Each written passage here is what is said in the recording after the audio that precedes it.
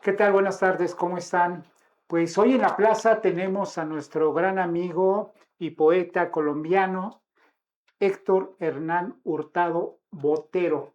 Díganme si no es colombiano, con este apellido tan famoso como es el Botero. Y bueno, hablaremos un poco de su obra y de su gusto por la escritura. Pero antes quisiéramos decirles que tenemos boletos para la presentación de una obra de teatro sobre Frida Kahlo el próximo día 7 de junio. Así es que si nos llaman para dar su opinión sobre la poesía de Héctor Hernán, nos dejan su nombre nada más y nosotros aquí les dejamos su boleto. No se vayan, va a estar bien interesante el día de hoy.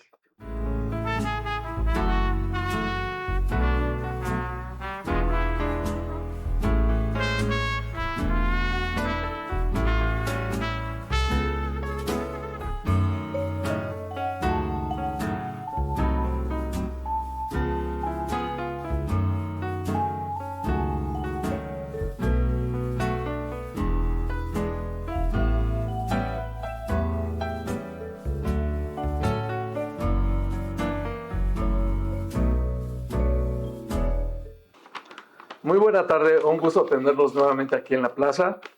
Hoy nos convoca la sensibilidad, el ritmo y la hondura de la creación. Su lírica explora las profundidades de la condición humana, los laberintos de la memoria y la identidad. A través de su obra tejida entre los paisajes andinos y reflexiones existenciales, transmite una voz auténtica y resonante en la literatura latinoamericana. Un verdadero privilegio presentar a uno de los poetas más auténticos del panorama literario de Colombia, Héctor Hernán Hurtado Botero. Con la palabra ver, con la palabra verbo, con la palabra verbolar la imaginación. Con la palabra habrá una ala, a la otra, y emprende el vuelo. A, B, C, ave, BC, A, BC, CD, CD, CD,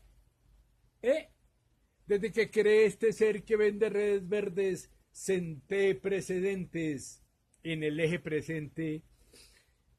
Llénese de mereceres rebeldes, rebélese, sed de célebre, demente, el café exportenlo. No es lo importante que uno sea, es lo exportante que uno pueda llegar a nacer, a ser. Para nacer, he nacido. ¿Qué tal? Bueno, pues lo prometido es deuda. Aquí tenemos a nuestro buen amigo Héctor, poeta colombiano, y pues su poesía es, creo que te llega, te impacta. Yo he visto algunos videos tuyos, Héctor, me parecen fenomenales. Y te quisiera preguntar, ¿qué te inspira a escribir? Pues yo creo que lo fundamental es la búsqueda del autoconocimiento, del saber qué soy, para qué sirvo, dónde estoy, qué seré, qué haré, qué disfrutaré, cuánto me falta, dónde voy, a dónde no tengo que ir y dónde vengo también, o de qué me vengo, de qué otras cosas de esas que no permitieron encontrar uno su camino un poco más rápido, un poco más fácil. Entonces me inspira el lenguaje mismo, como esa forma de autoconocimiento, de escribir para conocerse. Si miro lo que escribí hace 4 años, 5 años, pues entiendo que era muy diferente a lo que escribí hace 25 años, que tenía un desarrollo inicial de este metalenguaje, como la reflexión de las palabras y puede haber metalenguaje, reflexionar sobre lo que reflexioné. Es como la metafísica, se habla de la metafísica cuando todavía no se tienen las leyes para poder reproducir algún fenómeno. Cuando ya reproducen se vuelven físicas. O la metaquímica, que sería como la alquimia, pasaría lo mismo. El metalenguaje son reflexiones sobre el lenguaje y puede haber reflexiones sobre las reflexiones y hacer una inmersión en una sola frase, en una sola palabra. Este metalenguaje del que hablas, ¿es algo que tú descubriste, que lo tomaste de algún lugar, lo viste, te agradó, o tú lo has ido desarrollando ese metalenguaje? Pues yo empecé a construir con pequeñas palabras, repetirlas, ampliarlas, y después me dio un estímulo Octavio Paz cuando conocí el monogramático, que tiene un personaje bustrófedo, no, tiene un personaje que habla también sobre la descomposición del lenguaje, el juego de la palabra, y al tiempo me encontré con Cabrera Infante con sus tres tigres, escrito en el 53, año que yo nacía, y ahí sí había un personaje mucho más desarrollado con este lenguaje, eh, más allá de la taxonomía básica, no, la creación por la creación y la sorpresa que emociona. Yo me quedo con dos cosas, Héctor. Buscas en tu interior. Hace poco escuché esta idea de que pareciera que hay dos personas dentro de nosotros y hay alguien que dialoga con el otro y en ese sentido llegan a conclusiones. Hay gente que a través de las charlas va descubriéndose. Yo vi algunos videos y justamente este juego en las palabras que las amplías, las cortas, te vas por otro lado, y esa es la segunda pregunta. Eh, yo creo que el español es un lenguaje riquísimo y quizá por el lenguaje nos permite ir dándole esta flexibilidad. Sí, se ha dicho que el límite de la filosofía es el propio lenguaje. Pues cuando faltan palabras para explicar algo, entonces la filosofía se empieza a detener. Entonces, cuando empieza el diálogo entre yo y mí, empieza, ¿qué es más importante, yo o mi acción? O yo, ¿dónde estoy? O mí, ¿qué está haciendo? ¿Qué le falta?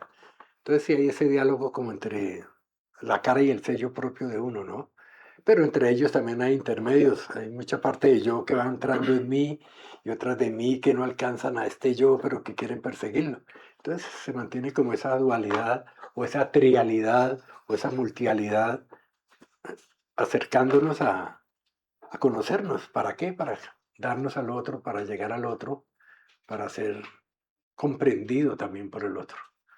Porque si uno escribe para sí mismo, pues se queda como en un onanismo, se puede emocionar muchísimo, pero de ahí no salta hacia el otro, hacia el escucha. Hacia quien lo quieres transmitir. Sí, hacia un combo, a pararse en un escenario entre 10, 100, 500 personas y emitir un verso, un poema de 3, 5, 8, 10, 15 minutos, ¿no? Ayudándome fraseos especiales que uno ha ido conociendo, como ten mucho cuidado con lo que buscas, puede ser que lo consigas. O el que ambiciona una corona e ignora su peso. Supe eso supe eso un día, en una tarde como esta. Y eso afianzaba esos elementos para poder seguir desarrollando mis versos, Sí, claro. mis conversos. Pero Muy bien. la técnica ya está ahí. Sí, eso ya ¿No? es La técnica sale solita. automática. ¿No? Lo que viene son esas evocaciones, esa imaginación. Y no sé hasta qué punto, Héctor, pero esta manera tuya de decir la poesía, a mí me encanta, ¿no? Ahorita de repente estábamos charlando y empiezas, ¿no? Es una manera muy singular de hacerlo, o sea, ya lo trae. Sí, el verbo singular, yo Sí. singulo, tú singulas, él singula. El singula también se puede acercar a ese tipo de poder convertir palabras en verbos.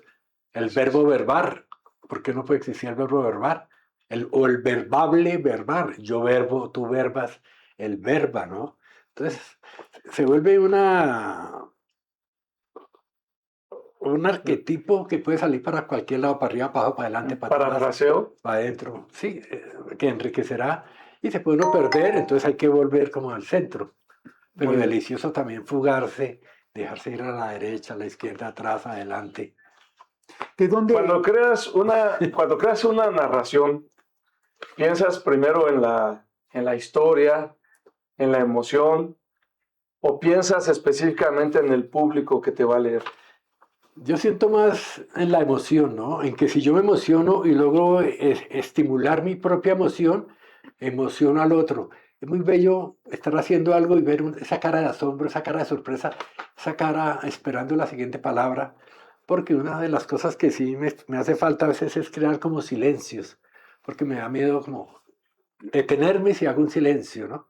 Entonces prefiero seguir soltando, soltando, soltando y ver al público es muy delicioso, esa ansiedad, como ese gusto por lo que estás, por lo La que está oyendo. expectación también. Del sentir de qué sigue, ¿no? ¿Qué ¿Qué seguirá? sigue? ¿A dónde irá este ser?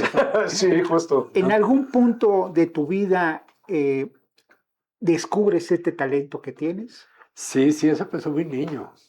De pronto una de las primeras palabras que me sorprendieron fue que el número más alto que había era 40, porque eran mis 20, 10 de los pies, 20, y tus 20 era 40. El número más alto de la antigüedad era el 40, por eso se habla de 40 días, 40 noches, Alibaba y los 40 ladrones, en 40 tal. Y el número más alto era 50. En francés 50 es 4, 20 es 10, porque es un idioma un poco más arraigado, más encastillado, ¿no? 90 es 420, 92, 420 es 12. Entonces, hay 50, uy, 50, pero esa es con C, pero la voz no tiene ortografía, la voz captura. Entonces, es la libertad que hay en la voz, que no tiene esas ortografías y esas dinámicas tan restringidas para comportarse, para decir cómo decirlo. Entonces, Ok. primero la voz y toda esta imaginación, y luego imagino que intentando escribir, recuerdas lo que dijiste y lo escribes. Sí, pero hoy ya tenemos una tecnología fundamental que es escribir directamente con la voz. Ah, ok. Estos programas de reconocedores de voz, Sí. yo prendo mi WhatsApp De Word. y voy en el camión o en el bus y pienso y escribo Ah, y sale un renglón y ya queda una vez escrito. Lo mío fundamentalmente es la oralidad, pero siento que la escrituralidad también es fundamental para fijar las cosas y he soltado mucho la parte oral para meterme en la escrita, pero entonces se juntaron las dos. Entonces por eso mi texto ya tiene ese sentido de oralidad, de hacerlo en voz alta. Retomo cuadernos de hace 10, 20, 30 años y empiezo a releerlos y ya los pongo con un énfasis nuevo, entonces va a quedar escrito a otro ritmo. Federico Nietzsche decía que el hecho de que Dios ya no fuera tan fundamental en la memoria de mucha gente no sería muy significativo si la gramática sigue vigente, si seguimos controlados por la gramática. Dígase primero esto, hágase así, primero el complemento. Entonces eso limita el pensamiento, pues más espontáneo. Entonces esos rigores ya detienen y para meterse uno en el sistema. particularmente en la poesía, ¿no? Digo, porque en otros géneros la cosa es un poquito diferente, ahí se cuida más, yo creo que la estructura, sí, la ortografía, la gramática, etcétera, pero en la poesía como que uno es un poquito diferente, porque hasta inventas palabras. Sí, yo creo que en la misma cuento, en esto se puede romper también esas estructuras, porque se vuelve una camisa de fuerza. ¿Cómo escribir hacer? Con H, sin H, hacer, o con C, as. Entonces empiezan a detenerse en cosas y aparecen Un matiz. múltiple. Un matiz. Entonces me puedo colgar de alguno y tratar de volver otra vez al centro. O dejarme ir, como decía hace un rato, fugarse un rato y sorprender y volver. ¿Para qué? Para que el otro también entre en esta armonía. Ok. Héctor, de verdad nos agradaría mucho que nos pudieras leer uno de tus poemas, que nos pudieras deleitar con uno de tus ¿Uno poemas. solo? Bueno. O lo que tú quieras, El que- ya sea No, total, El que tú total. quieras. El que más te... o inventarlo ahorita. ¿Cuál es el color del amor?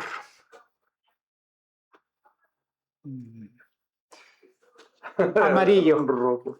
El color del amor es el amar y yo, pero ella me dijo yo. que era a su lado. Amar y yo a su lado. Amarillo a su lado es una llama. Llama. Si llamo a alguien es porque ya amo. Y amarillo y azul dan verde. El color de la verdad, de la vida, del bien. Lo más bello que hay es lo bello. Lo bello, lo ve. Ahí lo ve, ahí lo vio, ahí lo vio. Y lo obvio también. Amarillo, azul y rojo. Están en un asta. Hasta donde dure. Este es el poema de la cerilla. Del hacer Claro. y ya. Claro, claro. Muy bien. Muy bien, muy bueno. ¿Hace cuánto fue creado este poema? Yo creo que más de 40 años. Iba con mi madre en el auto, yo dejaba de trabajar los viernes. Mi profesión es la más admirada del mundo. Todos nos miran con la boca abierta. Era odontólogo. Entonces, pasito, pasito, pasito. Entonces, bueno, dejaba los viernes libres, fui independiente, sacaba a mi madre en el coche para llevarla a una peluquería, comerse un helado, a caminar por algún lado. Y entonces prendí un cigarrillo y encontré el amarillo. Dije, amarillo. Amarillo. Entonces ahí me detuve, ¿no? Y eso se quedó esa palabra un buen rato. Después llegué a un bar que acostumbraba a ir y unas amigas le dije, ¿cuál es el color del amor? Me dijo, rojo. Y le dije, no, es amarillo. Y me dice, no, es azulado. Ah, Entonces quedó amarillo azulado. Entonces el poema dio un paso más y siguió creciendo y todas las semanas iba formándose como una nueva frase porque lo estaba totalmente apropiándome de él. Y así fue. y dura lo que dura un cerillo. Tiene ese particularidad. Si el cerillo es más largo, puedo estirarlo. Ah, sí, Podría claro. podría Sí. traer un pequeño velón y entonces empezar Una vela. Sí, exacto. Un Cirio Pascual. con Sirio Pascual y entretenerme ahí, entonces ya tendría que arrobarme más, ¿no? Sí, bueno, ¿y cuánto tiempo duró la creación de ese verso? Si dices que le ibas agregando. Varias semanas, meses. Sí. En ese tiempo todavía no tenía como escenario, todavía no había salido a la palestra como tal. Entonces, algún paciente me regaló unos tacos de estos pequeños, pero así grandes, tipo libro, para escribir notas. Entonces salía, vivía en un apartamento solo y llegaba a las 6, 7, cogía mi taco y empezaba a escribir pequeñas palabras, lo que ya sentía. Si yo río, voy a amar. Voy hollando mi cauce, voy ando mi cauce para llegar a amar. Entonces empezaba a escribir esos elementos. Y empezó a meterme con la escritura, más allá de la oralidad. Y así iban creciendo los textos. Hice una revista que la repartía como en 30 bares.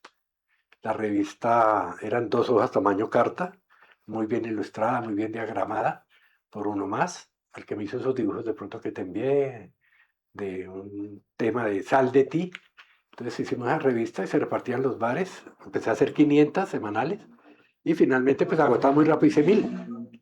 Cada revistilla valía lo que vale un cigarrillo, hoy por hoy. En ese entonces, pero yo no es que vendiera una por una, sino a cada bar les daba 50 revistas, me daban los 50 pesos, los 500 pesos, eso valía una cerveza prácticamente para ellos, ¿no? Entonces era una sensación ir a recorrer en el auto 8, 10, 15 bares, repartiendo y haciendo diálogo con ellos, y terminar el sábado en la casa cansado, preparando el siguiente número otra vez, rebuscando entre cuadernillos, entre memorias. Y en estas presentaciones, Héctor, ¿qué momento recuerdas con mucha alegría? Hay un momento doble.